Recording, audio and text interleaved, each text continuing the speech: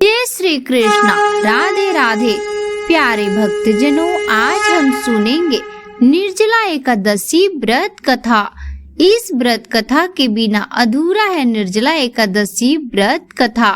तो आइए सुनते हैं निर्जला एकादशी की पौराणिक कथा। निर्जला एकादशी का हिंदू धर्म में विशेष महत्व है।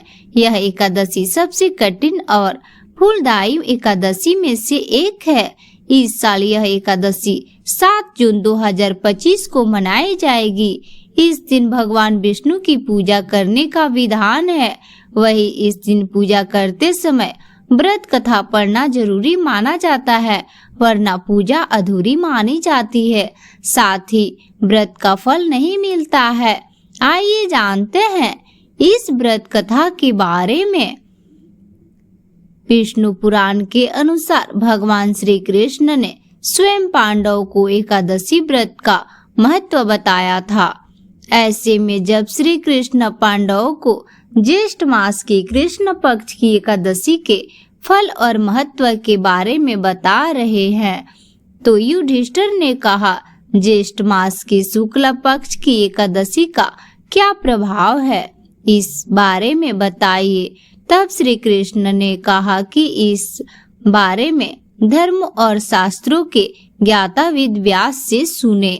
भीम कहने लगे कि हे पितामह, मैं तो पहले ही कह चुका हूँ कि मैं भूख सहन नहीं कर सकता।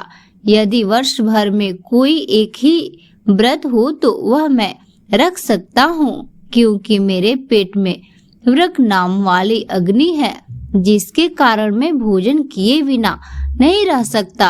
भोजन करने से वह शांत रहती है, इसलिए पूरा उपवास तो क्या एक समय भी बिना भोजन किए रहना कठिन है। अतः आप मुझे कोई ऐसा व्रत बताइए जो वर्ष में केवल एक ही बार करना पड़े और मुझे स्वर्ग की प्राप्ति हो। श्री व्यास जी कहने लगे कि हे पुत्र, बड़े बड़े ऋषियों ने बहुत शास्त्र आदि बनाए हैं, जिसमें बिना धन के थोड़े परिश्रम से ही स्वर्ग की प्राप्ति हो सकती है। इस प्रकार शास्त्रों में दोनों पक्षों की एकादशी का व्रत मुक्त के लिए रखा जाता है। देवव्यास जी ने कहा कि हे कुंती नंदन, ज्येष्ठ मास के शुक्ल पक्ष की एकादशी को निर्जला एकादशी कहा जाता है। इस दिन दंत साफ करने के अलावा सूर्योदय तक एक बूंद भी जल ग्रहण नहीं किया जाता है।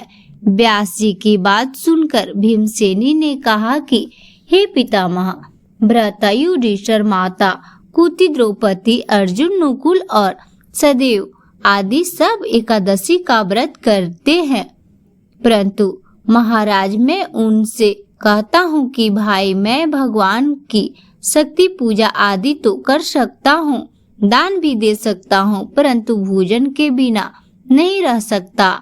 इस पर व्यास जी ने कहने लगे कि हे भीमसेना, यदि तुम नेक को बुरा और स्वर्ग को अच्छा समझते तो प्रति मास की दोनों एकादशियों का अन्न मत खाया करो।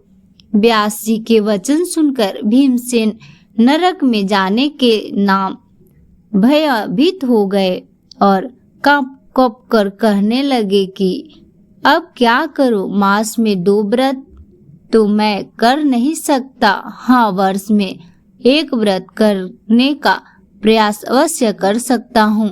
अतः वर्ष में एक दिन व्रत करने से यदि मेरी मुक्ति हो जाए तो ऐसा कोई व्रत बताइए।